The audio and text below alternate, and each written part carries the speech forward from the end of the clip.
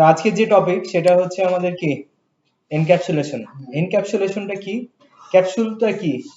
Capsule sir, capsule কি? What is capsule? Definition দেন। আপনি তো এটা বেচেন না, প্রোটেক্টিভ এ ড্রাগ মানে বুঝি নাই। মেডিসিনকে প্রোটেক্ট করার জন্য কভারটাই হলো ক্যাপসুল। আচ্ছা, গুড। এটা হলো যদি আপনি থাকে আর যদি শেল মানে আর যদি আপনি ক্যাপসুল ওই কভার করার জন্য কিন্তু আরেকটা কোটিং থাকে, ঠিক আছে, মানে ট্যাবলেটের মধ্যে কিন্তু আলাদা একটা কোটিং থাকে, আর ক্যাপসুলের ভিতরে একটা মানে ফ্রি শেপ একটা সাইজ থাকে, ওটার ভিতরে ওইটা পাউডারটাকে প্রোটেক্ট করে। এক কথা হচ্ছে ভিতরে জিনিসটাকে প্রোটেক্ট করার জন্য আমরা একটা লেয়ার দেই, রাইট? সো এই লেয়ারটা কি হয়, একটু গোল হয়, এটাকে আমরা কি বলতেছি? ক্যাপসুল। Oval shape. হ্যাঁ, ওভাল শেপ। তো এখন আমরা এখানেও কি করব, ওই ওষুধটাকে প্রোটেক্ট যেভাবে করি আমরা ডেটাটাকে প্রোটেক্ট করার জন্য আমরা এখানে একটা ক্যাপসুল রাখবো, যেটার নাম বলতেছি এনক্যাপসুলেশন, ঠিক আছে? তো এখানে বলতেছে encapsulation is about protecting data inside A class. একটা ক্লাসের ভিতরে যে ডাটাটা আছে ওটাকে আমরা কিভাবে প্রোটেক্ট করি সেটাই বলতেছে, ঠিক আছে? It means keeping data properties এবং methods together in a class, মানে একটা ক্লাসের ভিতরে আমরা প্রপার্টিজ আর কি পাই, মেথড পাই, while controlling how the data can be accessed from outside the class, মানে ক্লাসের বাইরে থেকে আমরা যে অ্যাক্সেস করি ডাটাটাকে, এটা কিভাবে কন্ট্রোল করতেছি সেটাই হচ্ছে এনক্যাপসুলেশনের কাজ। তো this prevents accidentally changes to your data, hides the internal details of how your class works। এটা মানে বোঝাচ্ছে যে অ্যাক্সিডেন্টালি আমরা যে ডেটা চেঞ্জ হয়ে যাওয়ার পসিবিলিটি আছে, যেমন এই যে আমার মোবাইল পকেটে থাকলে উল্টা পাল্টা অনেক চিপাচাপি হয়ে যায়, ঠিক আছে? তারপরে ফোন চলে যায়, অনেক সময় মেসেজ হয়ে যায়, অনেক সময় অনেক সেটিংস আছে চেঞ্জ হয়ে যায় ফোনে, ইয়া লাগে। তো এটা কি অ্যাক্সিডেন্টালি হচ্ছে, রাইট? তো এটাকে আমরা কভার করার জন্য যদি কোনো একটা কিছু দেই ওটাই হবে আমার কি, এনক্যাপসুলেশন। তা একটা ক্লাসের ভিতরে যেন অ্যাক্সিডেন্টালি চেঞ্জ না হয় সেজন্য আমরা কি করি, ওটাকে ইন্টারনালি ক্লাসটার মাধ্যমে আমরা ওটাকে প্রোটেক্ট করি ডাটাটাকে, যেন বাইরে থেকে মেথড অথবা প্রপার্টিজ কেউ যেন অ্যাক্সিডেন্টালি চেঞ্জ না করতে পারে, এবং এটাকে আমরা লুকায়িত অবস্থায় রাখি, আপনি চাইলে ওটাকে অ্যাক্সেস করতে পারবেন না, ঠিক আছে?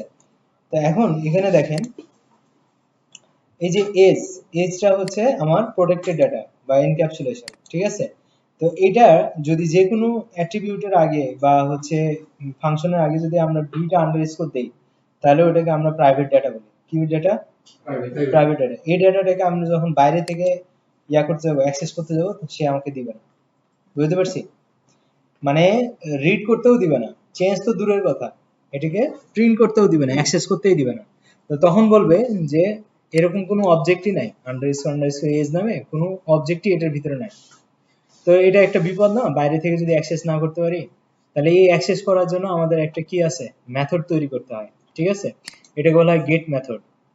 তো ফাংশনে এটাকে গেটার আর সেটার বলা হয়, গেট মেথড। তাহলে দেখেন আমরা এই প্রাইভেট ডাটাকে বা হচ্ছে আপনার প্রোটেক্টেড ডাটা, প্রোটেক্টেড না, প্রোটেক্টেড আর প্রাইভেট কিন্তু আলাদা জিনিস, ঠিক আছে? তো প্রাইভেট যে ডাটাটা আছে সেই ডাটাটাকে আমরা কি করি, ক্লাসের ভিতরে অ্যাক্সেস করতে পারি, ক্লাসের বাইরে না। তো এখন যদি আমরা ওটাকে একটা ফাংশনের মধ্যে ওই ডাটাটাকে আমরা ইউজ করি, তারপরে যদি ওটাকে রিটার্ন করি, তাহলে পি অন এর ভ্যালু কি হয়ে যাবে, এজ এর ডাটা হয়ে যাবে। বুঝতে পারছি? এখনো বুঝেন নাই? আচ্ছা, আমি আরেকটু বুঝাই। আমরা এই যে আন্ডারস্কোর এজ, এটা যে ডাটাটা আমরা অ্যাসাইন করলাম এজ, এই ডাটাটাকে আমরা ক্লাসের বাইরে থেকে এটাকে কি করতে পারবো না, ডাইরেক্টলি অ্যাক্সেস করতে পারবো না, সোজা কথা। এখন আমাকে অ্যাক্সেস করতে হলে একটু আমরা কাম ধরছি তো নাকি, বা এই কাম ধরি তো, এখন উল্টা করে যেমন কাম ধরি ওইরকম ভাবে উল্টা করে আমাকে কি করতে হবে, ডাটাটাকে নিয়ে আসতে হবে। তো এটার জন্য কি করতে হবে, আমাকে একটা মেথড ইউজ করতে হবে। এই মেথডটা ফিক্স না, আপনি আপনার মতো করে এটা লিখতে পারেন, ঠিক আছে? ধরেন জি লিখলেন, কোনো সমস্যা নাই, তাহলে এটা যখন হচ্ছে নিবেন তখন আপনাকে জি লিখতে হবে। ক্লিয়ার? তো এটা কিভাবে কি হচ্ছে দেখেন, আমরা কি করতেছি যে পার্সন নামে একটা ক্লাস আছে যেটার ভিতরে আমরা কনস্ট্রাক্টরের ভিতরে নেম আর এজটাকে সেট করতেছি, এটা নিয়ে তো কারো কোনো সমস্যা নেই। কনস্ট্রাক্টরের মাধ্যমে ডেটা দিচ্ছি, ওটা কি হচ্ছে, ইনিশিয়ালাইজ হয়ে যাচ্ছে। তাহলে পি নামে আমরা একটা কি করতেছি, পার্সন বানাইছি যার ভিতরে ডেটা দিছি তোবিয়াস আর 25। এই তোবিয়াস কার ভিতরে যাচ্ছে, নেমের ভিতরে, আর এজ যাচ্ছে কার ভিতরে, 25 যাচ্ছে এজের ভিতরে। এখন এই এজটাকে আমরা অ্যাসাইন করতেছি আন্ডারস্কোর এজ এর ভিতরে। তা আন্ডারস্কোর মানেই তো এটা প্রাইভেট প্রপার্টি, রাইট?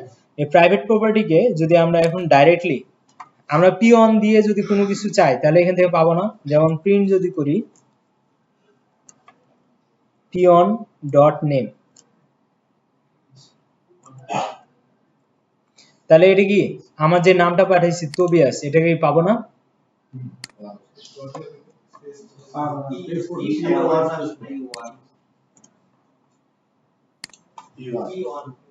ও P1 দেয় নাই না? আচ্ছা, তোবিয়াস পাইছি। আচ্ছা, কিন্তু যদি সেম ওয়েতে আমরা এখানে নেমের জায়গায় আন্ডারস্কোর এজ দেই, তাহলে সে আর পাবে না, বলবে যে এই নামে কোনো ইয়াই নাই, ঠিক আছে, অবজেক্টই নাই, has no attribute underscore age, তার মানে প্রপার্টিজ বা অ্যাট্রিবিউট কোনোটাই নাই। বুঝতে পারছি? তো তাহলে সে বাইরে থেকে ডাইরেক্ট এটাকে অ্যাক্সেস করতে পারতেছে না। বাট প্রাইভেট ডাটার একটা বৈশিষ্ট্য হচ্ছে ওই ক্লাসের ভিতরে যদি কেউ তাকে অ্যাক্সেস করতে যায় তাহলে সেটা পারবে। যেমন আমরা যদি এইভাবে করি যে প্রিন্ট ফার্স্ট ব্র্যাকেট, আমরা এখন আমরা কি পার্সন ক্লাসের অবজেক্টকে পিওন না, তার মানে পিওন কে দিয়ে আমরা কি করতে পারি, ভিতরে যে কোনো মেথডকে অ্যাক্সেস করতে পারি কিনা। তাহলে পিওন ডট জি যদি দেই ফার্স্ট ব্র্যাকেট দিয়ে, তাহলে আমরা এইভাবে কল করতে পারি? পারি না? অবশ্যই পারি। তাহলে এখন যদি রান করি তাহলে দেখবেন সেলফ ডট এস প্রিন্ট হয়ে গেছে। হয়েছে না? হয়েছে তো? কারণ কি এটা ওই ক্লাসের ভিতরে আছে, যার কারণে ওই ক্লাসের ডেটাকে আমরা এই মানে ওই সেম ক্লাসে দুজনে আছে, যার কারণে এই আন্ডারস্কোর এজ কে জি কি করতে পারতেছে, অ্যাক্সেস করতে পারতেছে, মানে জি মেথড। হ্যাঁ, এই পার্সন ক্লাসের ভিতরে যত জায়গা থাকবে সব জায়গাতে এই আন্ডারস্কোর জি কে এজ কে কি করতে পারবে, অ্যাক্সেস করতে পারবে, বাট ডাইরেক্ট বাইরে থেকে পারবো না। তাই এটার জন্য আমরা কি করতেছি, যে কোনো একটা মেথডের ভিতরে ওটাকে কল করতেছি। তাহলে এই ডাটাটা যদি আমার বাইরে কোথাও প্রয়োজন হয় তাহলে কি করতে হবে, নিয়ে আসতে হবে না? তাহলে আমরা কি করব, এখানে প্রিন্ট না দিয়ে রিটার্ন করে দিব। রিটার্ন করলে কি হয়, যেখান থেকে কল হয় সেখানেই ডাটাটা ফেরত যায়, রাইট?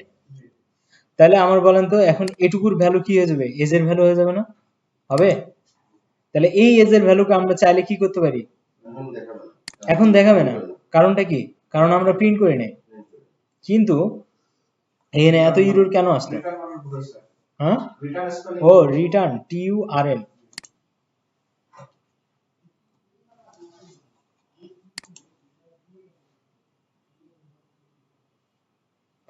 এখন কোনো আউটপুট আসবে না কারণ কোথাও আমি প্রিন্ট করি নাই, রাইট?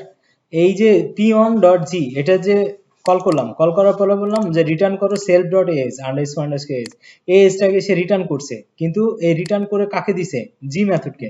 তাহলে এই পুরোটা ভ্যালু এটার ভিতরে আছে, বাট এটাকে আমরা কি করি নাই, প্রিন্ট করি নাই বা কারো ভিতরে স্টোরও করি নাই। তাহলে আমরা চাইলে কি করতে পারি, এটাকে প্রিন্টের ভিতরে দিতে পারি, ঠিক আছে? তখন এটা কি করবে, 25 প্রিন্ট করবে। এটা কি বুঝাতে পারছি? তার মানে ডিরেক্ট না করে কি করলাম, আরেকটা মেথড বানালাম, ওই মেথডের মাধ্যমে আমরা রিটার্ন করতে পারি, আবার ওটার ভিতরে প্রিন্ট করতে পারি, যোগ করতে পারি। এখন আমরা চাইলে এই যে ভ্যালুটা যেটা আমাদের আসলো, এই ভ্যালুটাকে আমরা যে কোনো একটা ভ্যারিয়েবলের ভিতরে যদি ধরেন আমরা রিসিভ করি যে x এর ভ্যালু হচ্ছে এটা, তাহলে x কে পরে আমরা কি করতে পারি, যে কোনো কারোর সাথে যোগ বিয়োগ গুণ ভাগ অ্যারিথমেটিক অপারেশন করতে পারি না? তাহলে ধরেন আমরা প্রিন্টের ভিতরে আমরা বললাম যে x স্কয়ার করো, x to the power x, করতে পারি না? তার মানে কি 25 টু দি পাওয়ার 25, তাহলে ভ্যালু দেখছেন কত আসবে, অনেক আসবে। মানে 25 কে 25 বার গুণ করবেন, তাহলে যে ভ্যালুটা আসবে ওইটা। সেটা কি বুঝতে পারছি? তো তাহলে এরকম যে কোনো কাজের জন্য প্রয়োজন হলে ওই ভ্যালুটাকে আমার বাইরে প্রয়োজন হতে পারে। এখন অনেক সময় হতে পারে যে আমার এই এজ এর ভ্যালু তো চেঞ্জ করা লাগতে পারে, রাইট?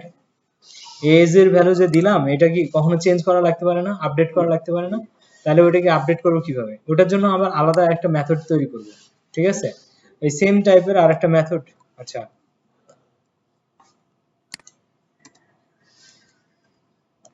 আরেকটা মেথড দিলাম, ধরেন এবার জি না দিয়ে সেম সেম মেথড তো দিতে পারবো না, রাইট?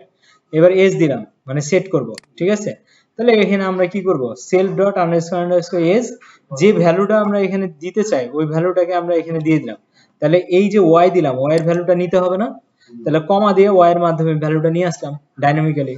তাহলে আমরা যদি কেউ বলি যে কি করো, ভ্যালুটা চেঞ্জ করো, তাহলে আমার আগে থেকে ভ্যালু কি দেওয়া ছিল,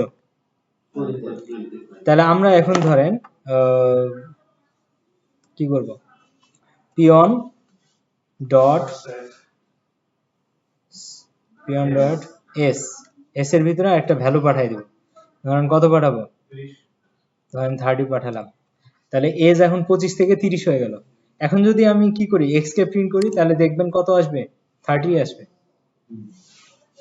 না 25 আসতেছে কেন, কারণ আমরা এটা আচ্ছা আমরা আরেকবার হচ্ছে এখানে প্রিন্ট দেই,